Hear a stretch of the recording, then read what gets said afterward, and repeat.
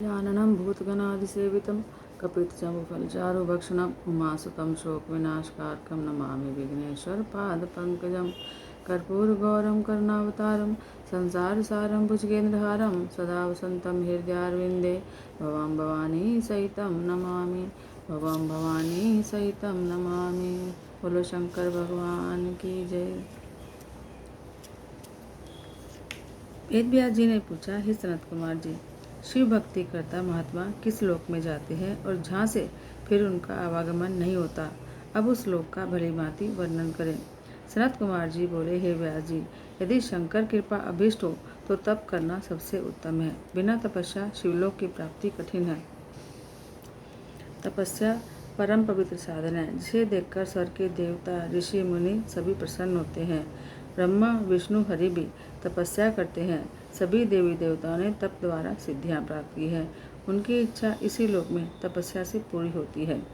सात्विक, राजस और तामस 3 प्रकार का तप होता है। सभी साधनों का साधन है सात्विक तप। देवता, सन्यासी और ब्रह्मचारियों के अर्थ हैं। दूसरा राजस दानव मानवों के अर्थ है।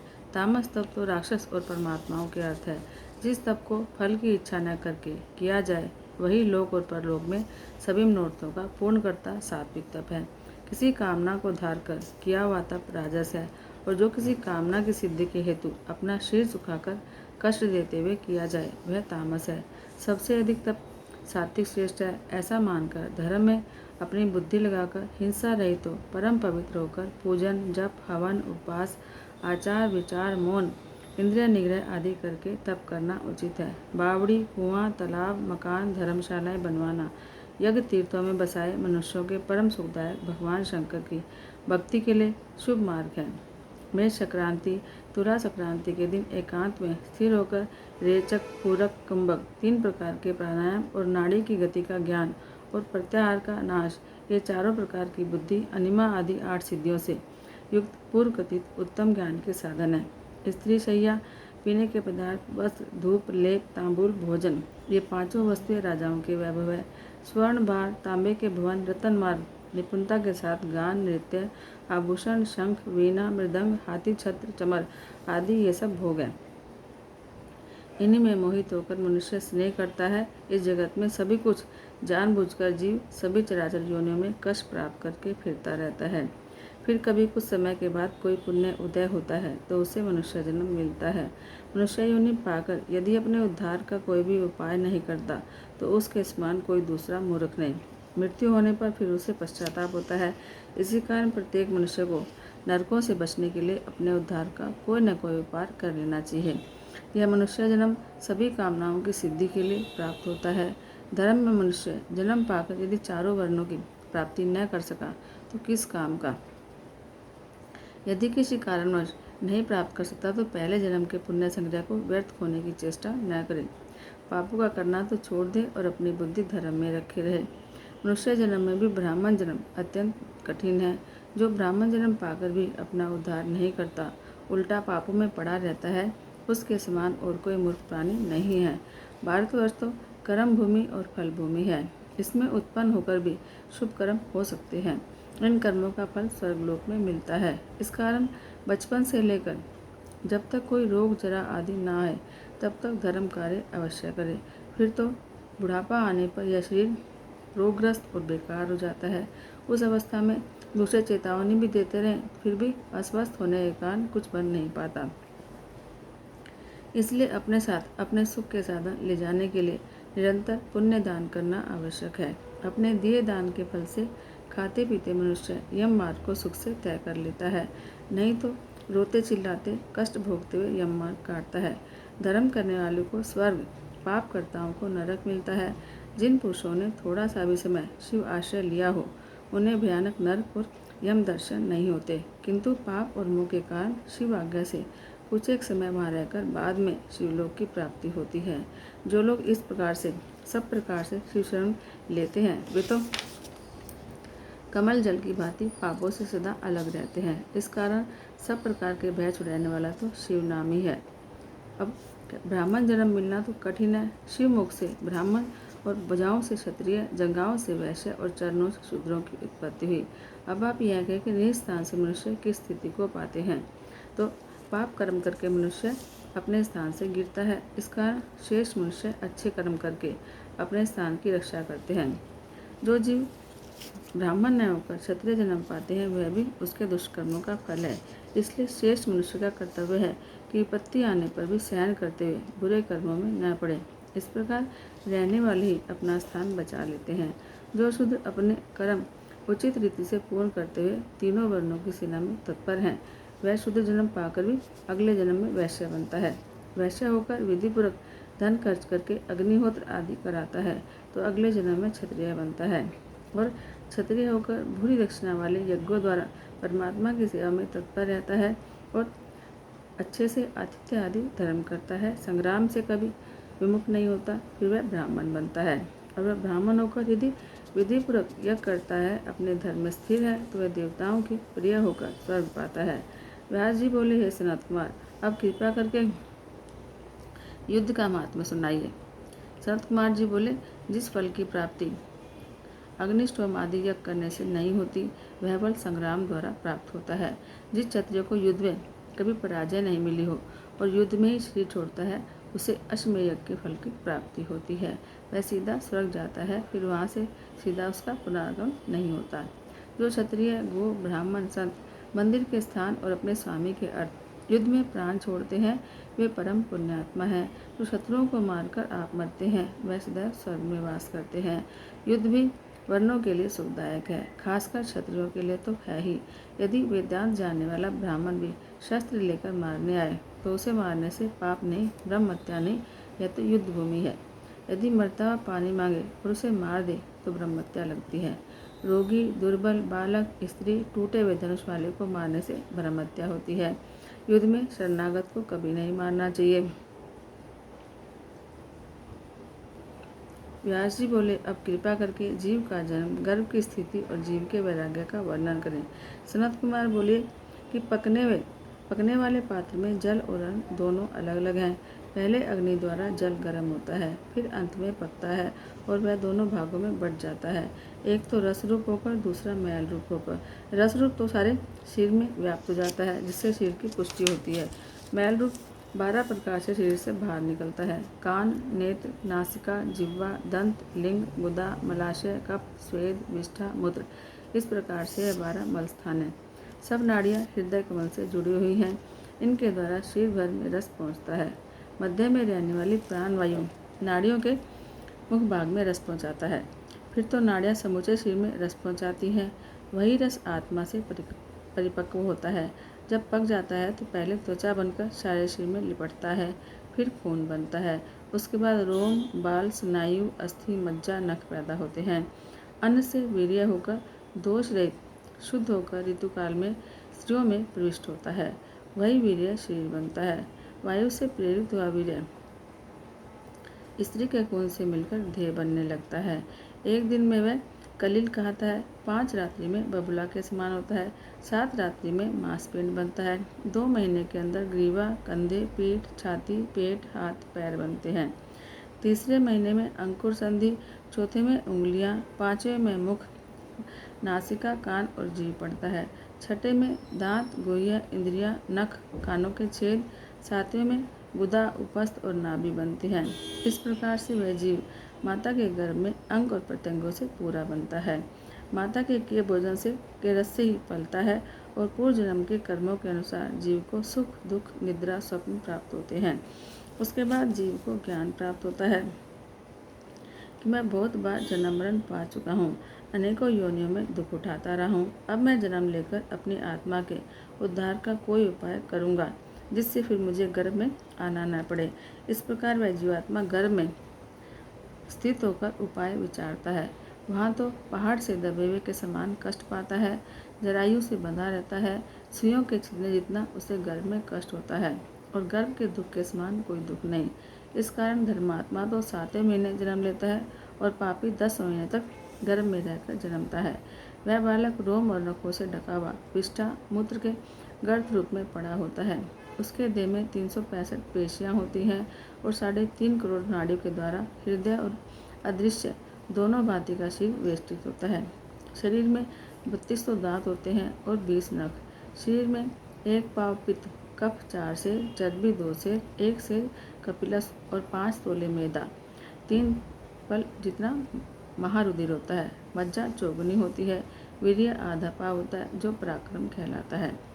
1000 पल मांस, 100 पल रुधिर और 4 अंजलि विष्ठा और मूत्र होता है। इस प्रकार शरीर होता है। यह शरीर रजवीर्य के मिलने से पैदा होता है। विष्ठा के गर्भ में पकता है।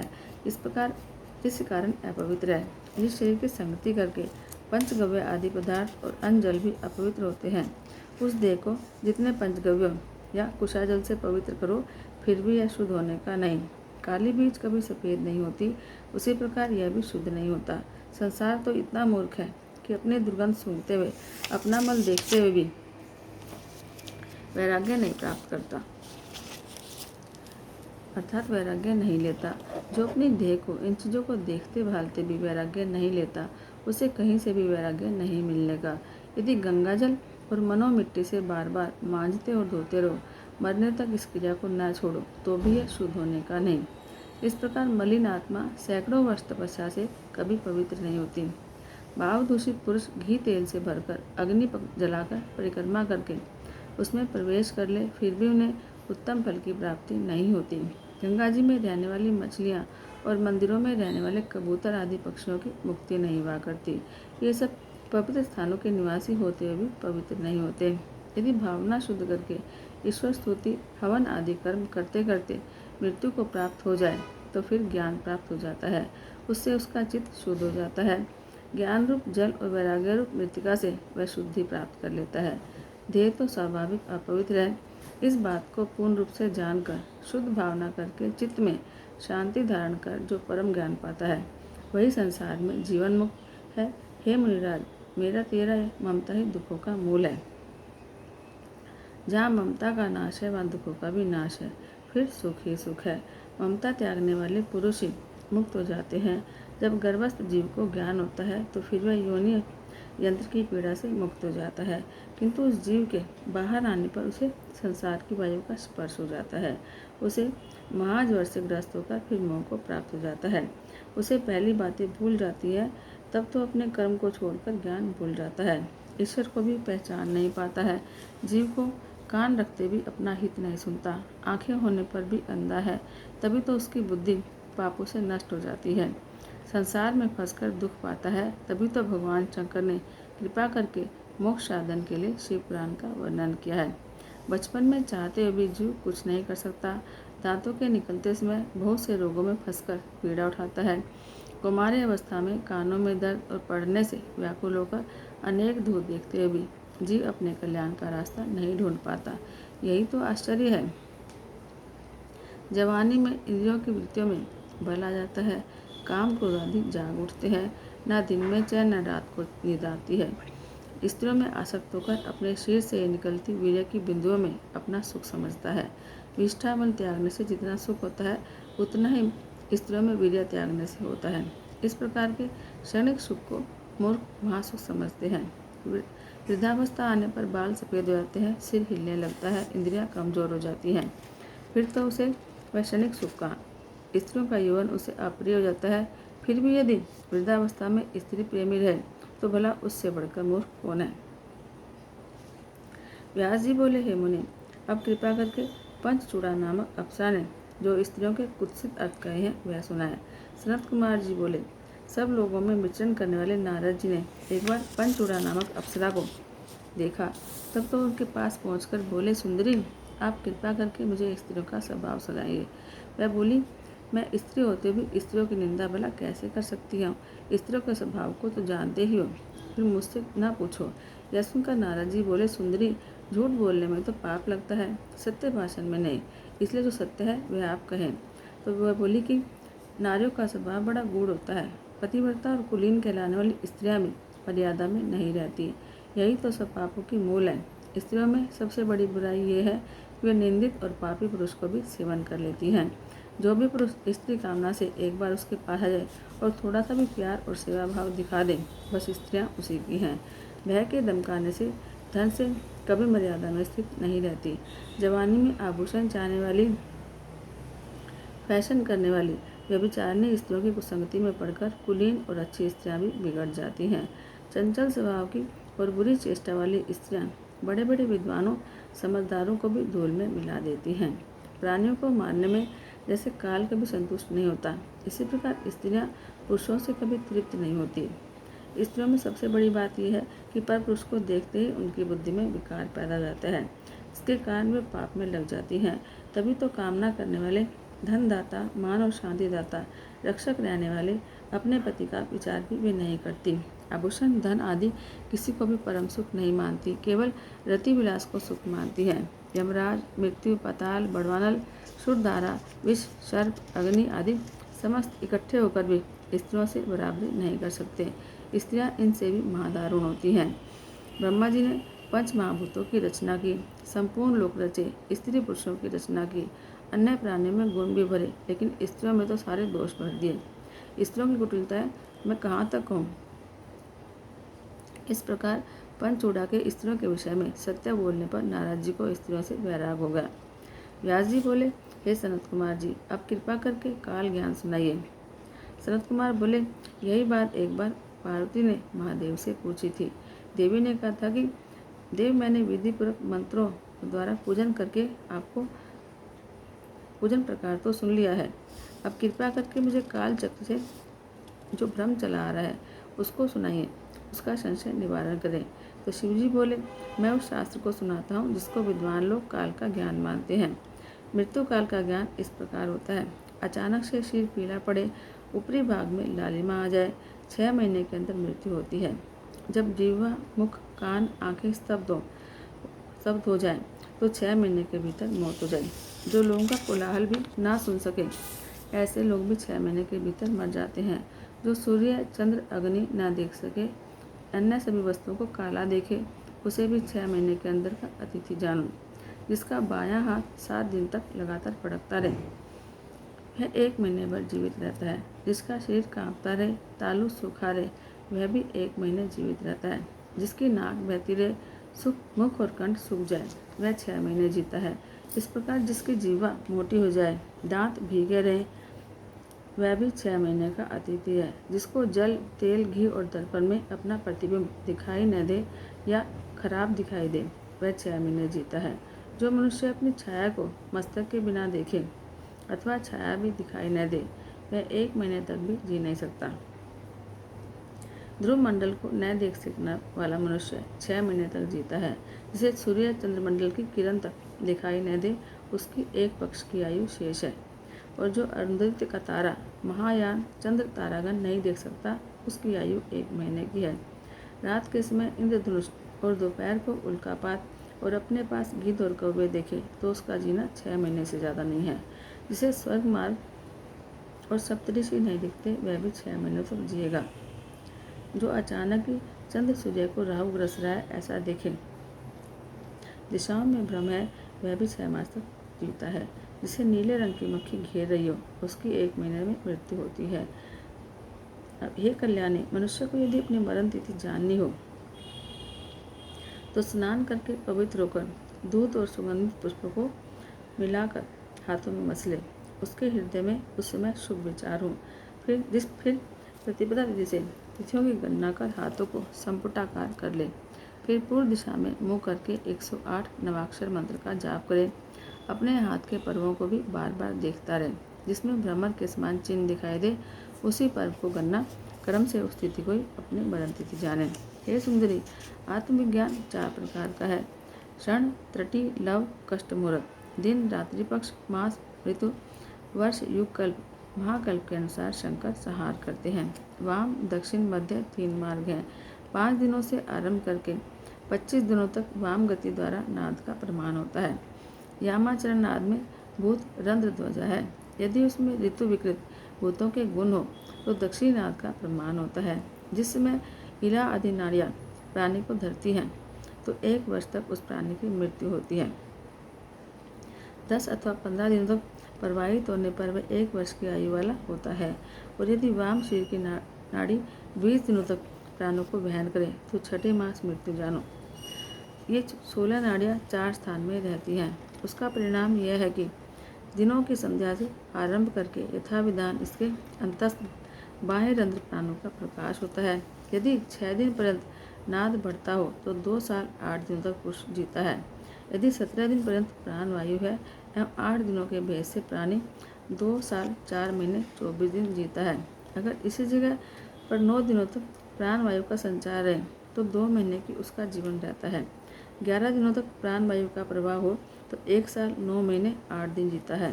12 दिनों के प्रवाहित होने पर 1 साल 7 महीने की आयु है। 14 दिन हो तो 1 साल 6 महीने 24 दिन की आयु है। 15 दिनों तक हो तो 9 महीने 24 दिन जानो। 16 दिन का प्रवाह हो तो 10 महीने 24 दिन जानो। अब हे सुंदरी, काल ज्ञानी पुरुषों का इस प्रकार का कथन है। 18 दिन तक प्राणवायु वाम होकर चले तो 8 महीने 12 दिन की उसकी अवधि है। 23 दिनों तक वाम होकर चले तो 24 दिन की, और 24 दिन का प्रवाह हो तो 3 महीने की आयु बची है। इसमें 18 दिन विशेष गए हैं। यह तो मैंने वाम संचार का है। अब दक्षिण संचार सुनिए। यदि 28 दिन तक दक्षिण की ओर वायु का संचार हो तो उसकी आयु केवल 15 दिन की है। 10 दिन चलता रहे तो 10 दिन में मृत्यु होती है। महीना भर प्रवाह हो तो 5 दिन में, और 31 दिन के प्रवाह से केवल 3 दिन में मृत्यु हो जाती है। 32 दिन के संचार से 2 दिन की आयु है। यह सब दक्षिण की ओर से संचार का फल सुना दिया। अब आपसे मध्यस्थ का प्रकार कहता हूँ। जब वन का प्रवाह मुंह के एक ही हिस्से में दौड़ता लगे तो उसकी मौत 1 दिन में हो जाती है। इस प्रकार के नष्ट आयु पुरुषों के लिए काल ज्ञानी ने कालचक्र का वर्णन किया है।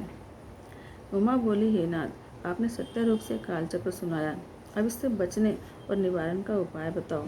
तो महादेव बोले, भगवती, मैं संसार के हित के लिए संक्षेप में सुनाता हूँ। पृथ्वी, जल, अग्नि, वायु, आकाश या 5 भूतों का जब संयोग होता है तब इस भौतिक शरीर की उत्पत्ति होती है। इसमें जो व्यापक आकाश है उसमें ही सब वस्तुएं लीन हो जाती हैं, क्योंकि यह सब आकाश से ही उत्पन्न होती है। आकाश के वियोग से विलीन होती है, संयोग से स्थिर होती है। यह सुनकर उमा ने कहा कि वह तो स्वर्ग का भी स्थायी स्वामी है और जिससे आकाश भी नष्ट हो जाता है, उस घोर रूप कराल काल को तो आपने जला दिया। फिर जब आप स्तुतियों द्वारा प्रसन्न हुए तब कहीं वह फिर अपनी प्रकृति में स्थिर हुआ। अब वह काल किस प्रकार मारा जा सकता है, किंतु ध्यान देने वाले योगी जन इसे मार सकते हैं। तो फिर पार्थिव जी ने कहा कि हे स्वामी, इसके जीतने का कोई उपाय बताइए। यह सुनकर महादेव बोले, यह तो तुम जानती ही हो कि 5 भौतिक शरीर पार्थिव है। उन्हीं 5 भूतों में इसका लय होता है। आकाश से वायु उत्पन्न होती है, वायु से तेज, तेज से जल, जल से पृथ्वी।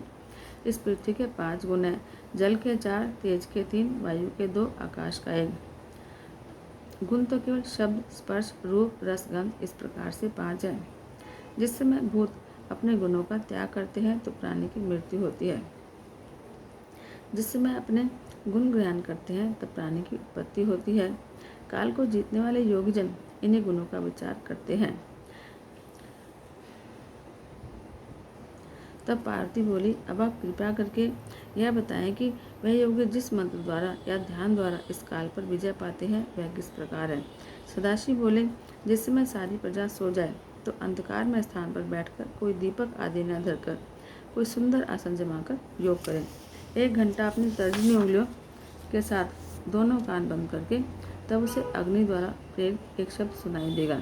इस प्रकार नित्य ही इस क्रम को करें। जब वह 2 मुहूर्त तक करने लग जाए, यह शब्द सुनता रहे, तो वह पुरुष अपनी इच्छा अनुसार मृत्यु पाता है।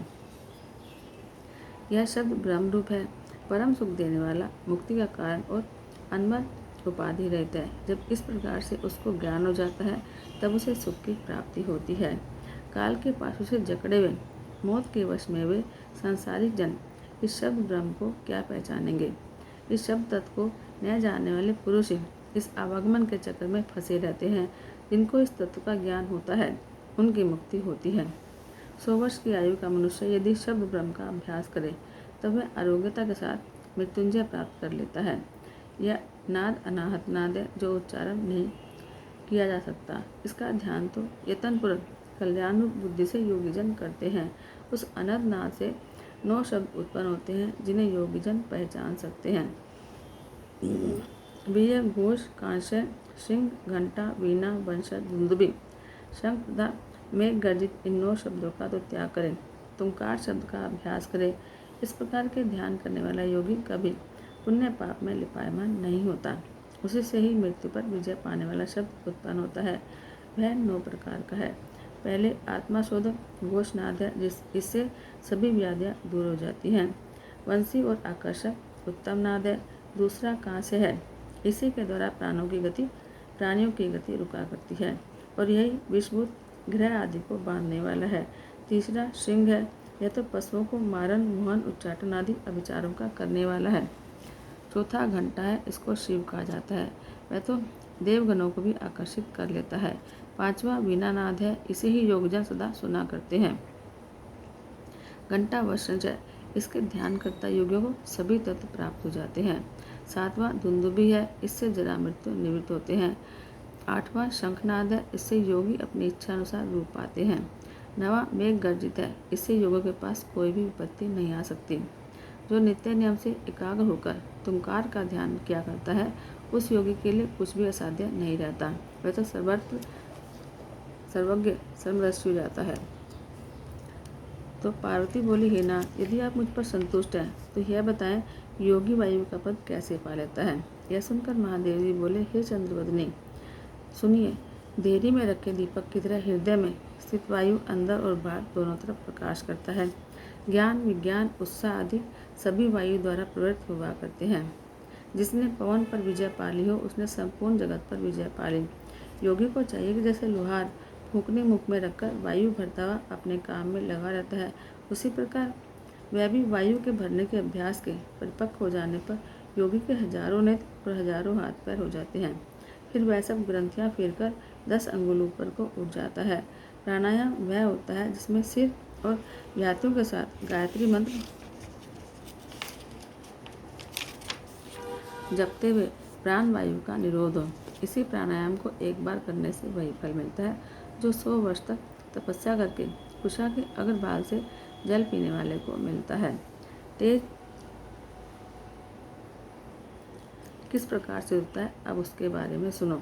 योगी एक ऐसे स्थान में जाकर सोए जहाँ एकांत हो, जहाँ चंद्र सूर्य का प्रकाश हो। उस मध्यम देश में निरालप्त होकर वह अग्नि के तेज को भवों के मध्य में देखे। फिर हाथ की उंगलियों द्वारा नेत्र बंद करके 1 घंटा भर ध्यान परायण रहे। फिर इस योगी को अंधकार में भी ईश्वर की ज्योति दिखाई देती है। तब जाकर वह योगी परम सिद्ध होता है। उसे कारण प्रशम आवेश प्रकाया प्रवेश अनिमा आदि गुण सिद्धि तथा मन द्वारा देखना छिपना सब कुछ प्राप्त होते हैं। तब वह परमात्म तत्व को जानकर मृत्यु से छूट जाता है। उससे बढ़कर कोई भी मोक्ष पाने का अलग मार्ग नहीं। अब हे कल्याणी, ध्यान योगी को तुर्य गति प्राप्त होती है। अब इसके आगे की विधि कहता हूँ। योगी सिर को ऊंचा करके अंजलि बांध ले, फिर बंचू जैसा मुख करके उसे धीरे धीरे पवन का पान करें और एक ही क्षण में जीवनदायक जल तालू से टपक पड़ता है। उसी को नित्य पीने वाला योगी दिव्य शिव वाला होकर शुद्धा प्यास से रहित होकर कभी भी मृत्यु के वश नहीं होता। पार्वती जी बोली, अब आप कृपा करके छाया पुरुष के श्रेष्ठ ज्ञान को कहिए। शंकर जी बोले, सूर्य और चंद्रमा को पीठ देकर श्वेत वस्त्र धारण किए, धूप दीपादि से सुवासित होकर सब फलदाता ओम नमो भगवते रुद्राय इस नवाक्षर मंत्र का स्मरण करता हुआ अपनी छाया देखे तो उसे ब्रह्म प्राप्ति होती है। ब्रह्म हत्या आदि पाप उसे छू नहीं सकता और यदि वह छाया मस्तक के बिना दिखाई दे तो 6 महीने में मृत्यु पाता है और यदि उसका शुक्ल वर्ण हो तो धर्म में बुद्धि होती है, कृष्ण वर्ण हो तो पाप है। रक्तवर्ण होने पर बंधन, पीत होने पर शत्रु जानो। यदि छाया नासा के बिना हो तो विवाह, बंधु, मृत्यु और भूख का डर होता है और यदि कटी न हो तो पति विनाश और पर न हो तो विदेह होना। उस छाया पुरुष को देखकर नवाक्षर मंत्र का अंतःकरण में जाप करे और यदि 1 वर्ष तक जपता रहे तो सिद्धियां उसे प्राप्त होती हैं। अब कठिनता से प्राप्त होने वाली शक्ति का ज्ञान सुनाता हूँ। यह गुप्त विद्या होती है जो कि ब्राह्मणों के सिर पर विद्यमान है, जिसकी वेद भी स्तुति करते हैं, तो सब विद्याओं की माता है। यही विद्या प्राणियों में भी रहती है, खेचरा कहती है। यह दृश्य अदृश्य चला नित्या अवक्ता व्यक्ता सनातनी है। वर्ण रहिता अथवा वर्ण सहिता यह बिंदु मालिनी भी है। इसका सदा दर्शन करता योगी सफल हो जाता है और वह फल योगी मालिनी के दर्शन द्वारा प्राप्त कर लेता है। इसी कारण बुद्धिमान योगी ज्ञान का नित्य अभ्यास करे। अभ्यास द्वारा सभी सिद्धियां प्राप्त होती हैं, योग की भी वृद्धि होती है। अभ्यास से ही ज्ञान और मोक्ष भी मिलता है। अभ्यास द्वारा सभी सिद्धियां हासिल होती है, योग की भी वृद्धि होती है। अभ्यास द्वारा ही ज्ञान और मोक्ष भी मिलता है। अब सूत जी के इन वचनों को सुनकर व्यास देव जी ने उन्हें प्रणाम किया और अपने स्थान को चले गए। फिर सनत कुमार जी और महर्षि व्यास भी अपने अपने धाम को चले गए। श्री शौनक जी बोले, हे सूत जी, अब आप कृपा करके ब्रह्मा जी की सृष्टि का प्रकार कहिए, और यह भी तो आपने व्यास जी को सुनाया होगा। तो सूत जी बोले, ऋषियों सुनिए, नित्य सत और असत स्वरूप प्रधान पुरुष परमात्मा ही ब्रह्मा होकर सृष्टि उत्पन्न करते हैं। सृष्टि रचयिता ब्रह्मा है, पालन करता विष्णु है, संहार करता शंकर है। शंभु भगवान ने जब सृष्टि उत्पन्न करने की इच्छा की तो पहले जल पैदा किया। जल नरक पुत्र है, जल में स्थान रखने वाले नारायण है। वह अंडा पहले जल में स्थित हुआ, तब उसकी सोने के समान कांति हुई। ब्रह्मा जी ने स्वयं यज्ञ किया, इस कारण उसका नाम स्वयंभू हुआ। हिरण्यगर्भ भगवान ने उस अंडे के 2 भाग किए, जिनसे आकाश और पृथ्वी हुए। तो ब्रह्मा जी ने अधो भाग में 14 भुवनों की रचना की, मध्य में आकाश की और जल के ऊपर पृथ्वी रची गई। आकाश में 10 दिशाओं की रचना हुई। तब मन, वाणी, काम, क्रोध रूप रति की रचना की। मरीचि, अत्रि, अंगिरा, पुलस्त्य, पुलह, क्रतु, वशिष्ठ आदि तेजस्वी ऋषि रचे गए। पुराणों में सप्त ऋषि नाम से यही प्रसिद्ध है। तब ब्रह्मा ने क्रोध द्वारा रुद्र रचे, फिर बिजली, वज्र, मेघ, इंद्रधनुष आदि रचे। उसके बाद यज्ञ सिद्धि के लिए ऋग, यजु, साम, अथर्व वेदों का निर्माण किया। उन्हीं के द्वारा देव पूजन किया। वक्ष स्थल से पितर, जंगाओं से मानव, जंगाओं के नीचे के भाग से दैत्य बनाए गए। इस प्रकार प्रजा की रचना द्वारा भी प्रजा वृद्धि न हुई। तब देह के 2 विभाग करके एक से पत्नी और दूसरे से पुरुष रूप हुए। ब्रह्मा जी ने इस प्रकार सारी सृष्टि की रचना की। नर नारायण भगवान से बनाई हुई सृष्टि प्रजा अमाथिन और आयु कीर्तिमती यशस्विनी हुई। जब इस प्रकार से सृष्टि की रचना होने लगी, तब प्रजापति ने भी अयोनि शत्रुपा नाम की पत्नी प्राप्त की। शत्रुपा ने भी 100 दिव्य वर्ष तक तपस्या करके तपस्वी पति प्राप्त किया। वही पुरुष शंभु से पैदा होकर मनु नाम से प्रसिद्ध हुए। इन्हीं से 71 मनुओं की मनवंतर संज्ञा कहलाती है। फिर विराट पुरुष से वीरका पैदा हुई। इसी वीरका के प्रियवत उत्तानपाद हुए। धर्म की पुत्री सुनीति के साथ उत्तानपाद का विवाह हुआ, जिससे परम तेजस्वी ध्रुव पैदा हुए। उन्होंने 3000 वर्ष तक कठोर तपस्या की, जिससे ब्रह्मा जी ने ध्रुव को सप्त ऋषियों से भी ऊपर का स्थान दिया। ध्रुव के 2 पुत्र हुए, जिनका पुष्टि और धान्य नाम था। पुष्टि की पत्नी समुत्था हुई। उससे रिपु, रिपुंजय, विप्र, निर्कल, विष, तेजा नामक 5 उत्पन्न हुए। रिपु से चाक्षुष नामक प्रसिद्ध पुत्र हुआ। पुष्करणी पत्नी से चाक्षुष ने वरुण पुत्र पैदा किया। अग्नेयी नामक भार्या से पुरु ने 6 पुत्र पैदा किए। अंग, सुमनस, ख्याति, सुमृति, अंगिरा और गै। सुनीता नाम की पत्नी पाकर अंग ने बेन नामक पुत्र पैदा किया। वह महान पापी था। उसको ऋषियों ने मिलकर क्रोध से ओंकार शब्द से मारा। तब सुनीता की प्रार्थना करने पर बेन के सिर को ऋषियों ने मंथन किया, तो बेन के दक्षिण हाथ के मंथन से पृथु राजा की उत्पत्ति हुई। यह पृथु विष्णु के अवतार थे। धनुष लिए, कवच पहने, सूर्य के समान तेजधारी थे। यह पृथु पृथ्वी पर आदि राजा हुए हैं। उन्होंने राजसूय यज्ञ भी किया। उनके अत्यंत चतुर सूत और मागध नाम के 2 पुत्र हुए। पृथु राजा ने प्रजा की भलाई के लिए पृथ्वी का दोहन किया, 100 यज्ञ किए। उसके 2 पुत्र विजितासु और हरेशु नामक भी हुए, जो जगत प्रसिद्ध हैं। शिखंडनी द्वारा प्राचीन बलि जन्मा। इससे वृक्ष की कन्या और वीर बर्णिनी से विवाह किया। उससे दक्ष प्रजापति की उत्पत्ति हुई। ये सोम अंश से थे। फिर दक्ष ने मन द्वारा चर अचर 2 पैर वाले और 4 पैर वाले जीव पैदा कर दिए। फिर मैथुन सृष्टि रचने लगे। वीरन प्रजापति की वीरनी कन्या से विवाह कर दिया।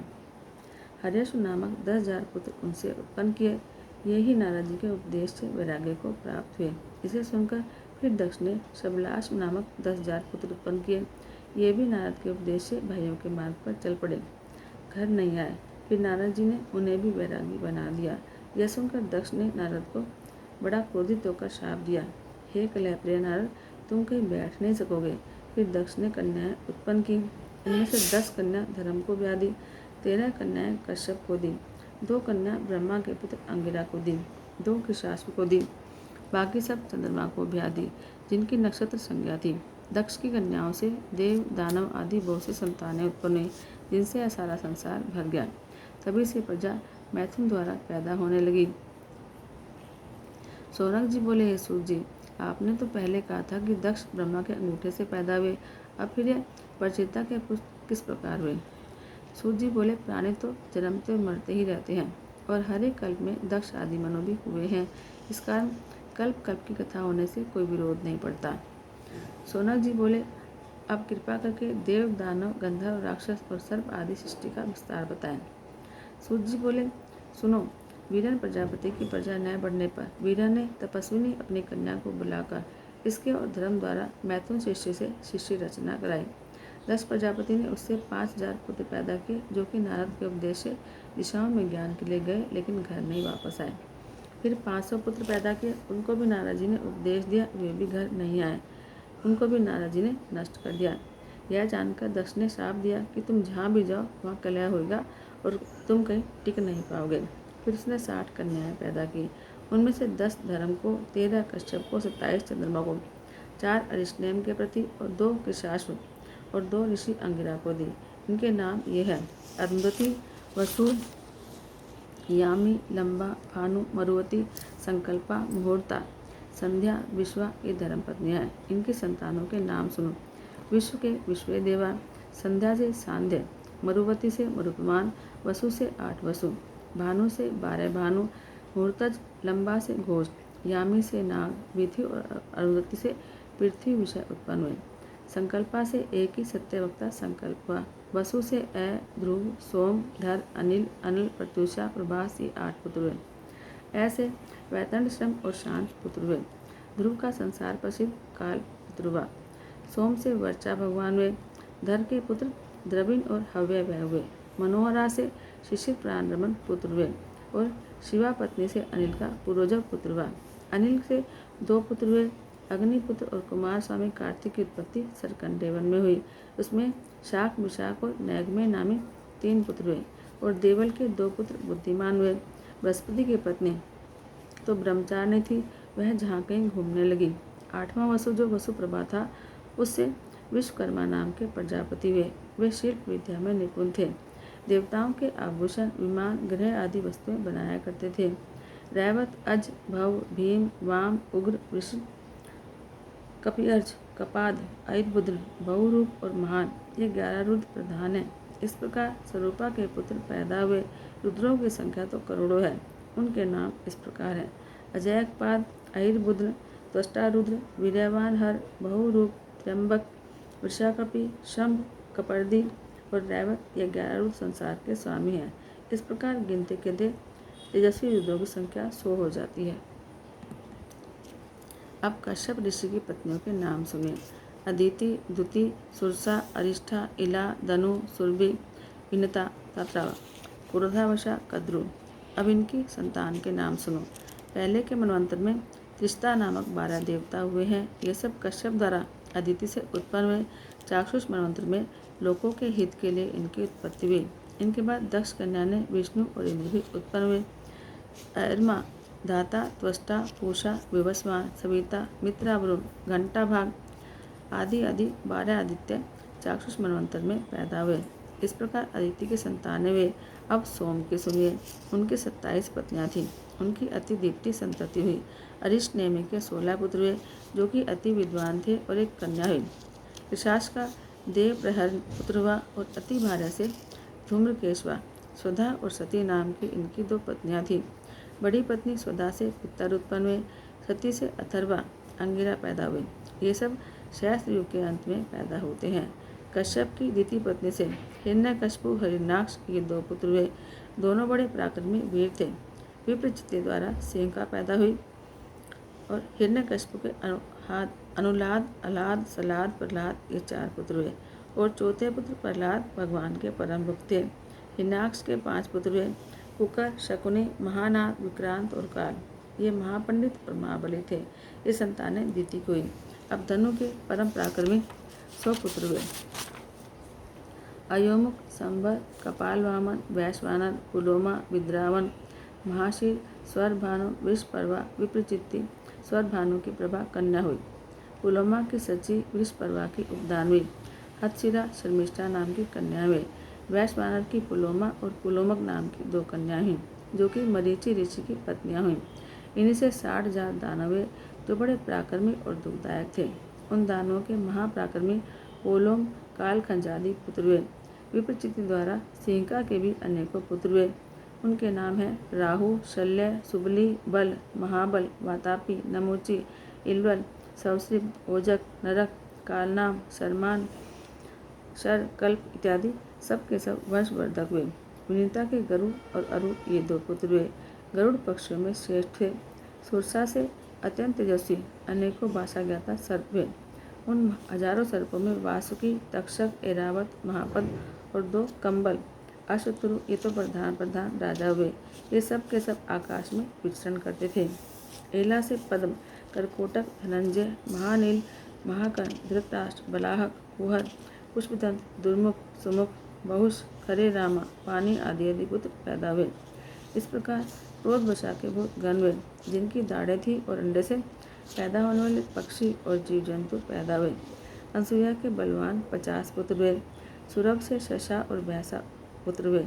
इला से बैल और वृक्ष हुए। शशा से यक्ष, राक्षस, अप्सरा और मुनिगण पैदा हुए। अरिष्ठा से मनुष्य और सर्प हुए। इस प्रकार कश्यप जी के पुत्र पौत्र का वर्णन हुआ। सूत जी बोले, इस प्रकार स्वारोचिष मंत्र की सृष्टि का वर्णन है। अब वैवस्वान मनंत्र में ब्रह्मा जी उस सृष्टि का वर्णन करते हैं, जो कि हवन आदि करने वाली हुई। उस सृष्टि में पहले 7 ऋषि हुए। उन्हें ब्रह्मा ने अपना पुत्र माना। तब उनके चले जाने पर दिति कश्यप ऋषि के पास पहुंचकर सेवा, शुश्रूषा और स्तुति आदि करने लगे। तब प्रसन्न होकर कश्यप ने उसे वर मांगने को कहा। दिति ने इंद्र को मारने वाले पराक्रमी पुत्र का वर मांगा। कश्यप जी ने इंद्रहत्ता पुत्र प्राप्ति का वर दिया। फिर दिति को ऋतुदान देकर कश्यप जी तप करने चले गए। इंद्र ने इस बात को जान लिया। दिति के व्रत भंग करने के अवसर की प्रतीक्षा करने लगा। 1 वर्ष की अवधि जब रह गई तो इंद्र को अवसर मिल गया, क्योंकि एक दिन झूठे मुँह से बिना हाथ पैर धोए दिति सो गई थी। तब इसी अपराध के कारण इंद्र ने झट उसके घर में प्रवेश करके उसके घर के वजह से 7 टुकड़े कर दिए। किंतु टुकड़े होने पर भी वे जीवित रहे और रो रो कर इंद्र से कहते रहे, हमें क्यों मारते हैं, हम तो आपके भाई हैं। यह सुनकर इंद्र ने शत्रुता छोड़ दी। तब 49 होकर वे सभी मरुदगण हुए। ब्रह्मा ने बेन के पुत्र पृथु को आधा राज्य दिया। सोम को ब्राह्मण, वृक्ष, नक्षत्र, ग्रह और भूतों का राजा बनाया। वरुण जल के राजा हुए। विष्णु आदित्यों के राजा हुए। पावक वशमों के, दक्ष प्रजापतियों के, इंद्र मरुदगणों के, प्रहलाद दैत्यों के राजा हुए। वैवस्वत यम और पितरों के राजा हुए।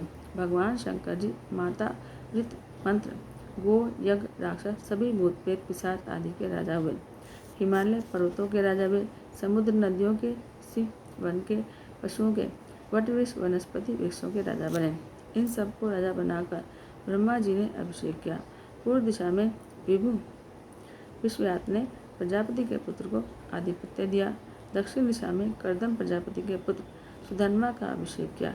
पश्चिम दिशा में रजस के पुत्र अच्युत का अभिषेक हुआ एवं प्रजन्य के पुत्र हिरण्यरोमा को राज्य सौंपा। उत्तर दिशा का दुर्धर्ष को अभिषेक करके राजा बनाया। शौनक जी बोले, कृपया करके विस्तार के साथ अब मनवंतरों का वर्णन करें। मैं सुनना चाहता हूँ, मैं सभी मनों को सुनना चाहता हूँ।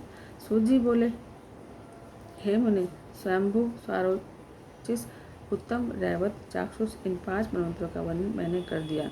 अब छठा वैवस्वत मनवंतर कहता हूँ। सावर्णी, रोचे, ब्रह्म धर्म सावर्णी, सावर्णी, रुद्र सावर्णी, देव सावर्णी, इंद्र सावर्णी ये सभी मनु हैं। इस प्रकार भूत, भविष्य, वर्तमान मनवंतर गए। इस प्रकार ये तीनों काल के मनवंतर कहे जाते हैं, जिनका 1000 युगों तक कल्प बनता है। मरीचि, अत्रि, अंगिरा, कुलह, क्रतु, कुलह, वशिष्ठ ये 7 ब्रह्मपुत्र हैं। स्वयंभू मनवंतर में याम नामक देवता सातों ऋषि उत्तर दिशा में रहते हैं। अग्निद्र, अग्नि, बाहु, मेधातिथि, वस, ज्योतिष्मान, धृतमान, हव्य, पवन, शुभ ये 10 शंभु मनु के पुत्र हैं। इनमें यज्ञ नामक इंद्र कहे गए हैं। दूसरे मनवंतर में अजस्तमा, परस्थम, ऋषभ, वसुमान, ज्योतिष्मान, द्युतिमा और 7वें रोचिष्मान, इस प्रकार 7 ऋषि हैं। सारोचिस मनवंतर में रोचन नाम से इंद्र और तुषिता नामक देवता कहे हैं। हरि, सुकृति, ज्योति, अयोमूर्ति, ऐस्मस, प्रथित, मनुष्य, नभ, सूर्य से 10 महात्मा सौरोचिस के ये पुत्र हैं। अब तीसरा मनवंतर कहते हैं। वशिष्ठ के 7 पुत्र और हिरण्यगर्भ के ऊर्जा नामक तेजस्वी पुत्र ऋषि कहे गए हैं।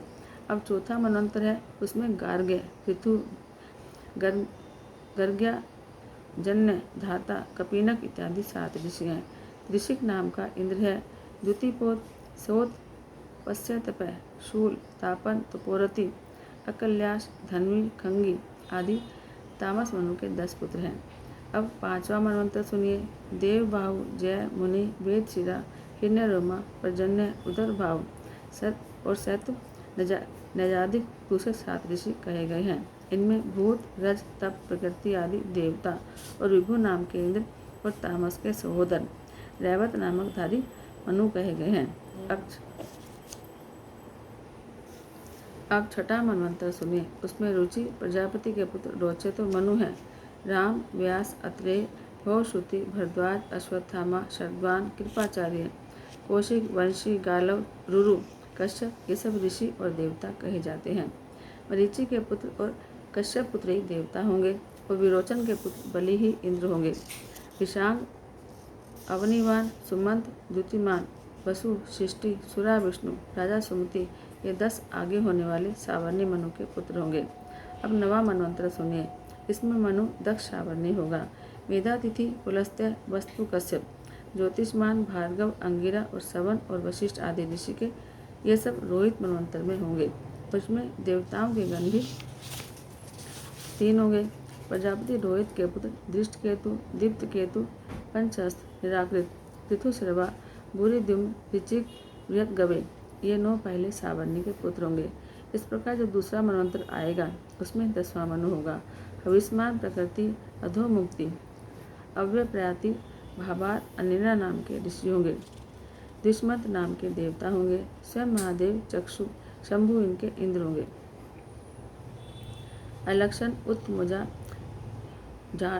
जाठीवेन, शतानिक, निरामित्र, वृषसेन, जयद्रथ, भूरिधन्य, सुवर्चा, अर्ची ये 10 मनु पुत्र होंगे। अब तृतीय मनवंतर में 11वां मनु होगा। उसमें हविष्मान, वपुष्मान, वशिष्ठ, अनय, चारु, निखर, तेजस, अग्नि और 3 देवगण ब्रह्मा जी के वैदित्र कहलाएंगे। स्वर्ग, सुशर्मा, देवानिक, क्षेमक, दृढ़ेशु, खंडक, आदर्श, कुहबाहु ये मनु पुत्र होंगे। अब चौथे सावर्णी के 7 ऋषियों का नाम सुनो। द्युति, सुतिया, अंगिरा, पुलस्त्य, कुलह, भार्गव, ब्रह्मा के मानस पुत्र 5 देवता गण होंगे। दिवस्पति नाम के इंद्र होंगे। विचित्र, चित्र, तप, धर्म, दितोन्द्र, सुनेत्र, छत्रवर्धक, निर्भय, सुतपा, द्रोण ये रोचे मनु के पुत्र होंगे।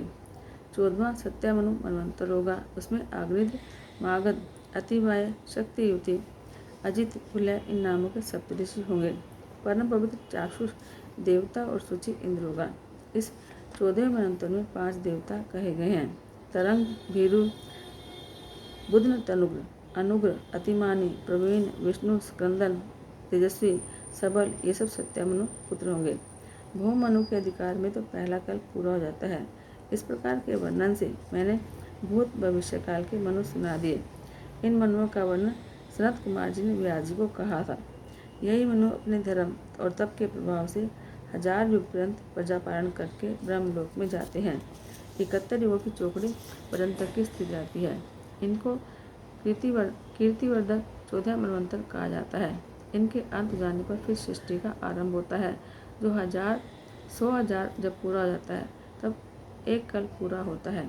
उस समय सूर्य की किरणों द्वारा सभी चराचर जल जाते हैं। फिर सत्य, आदित्य आदि ब्रह्मा के साथ विष्णु नारायण में प्रवेश कर जाते हैं।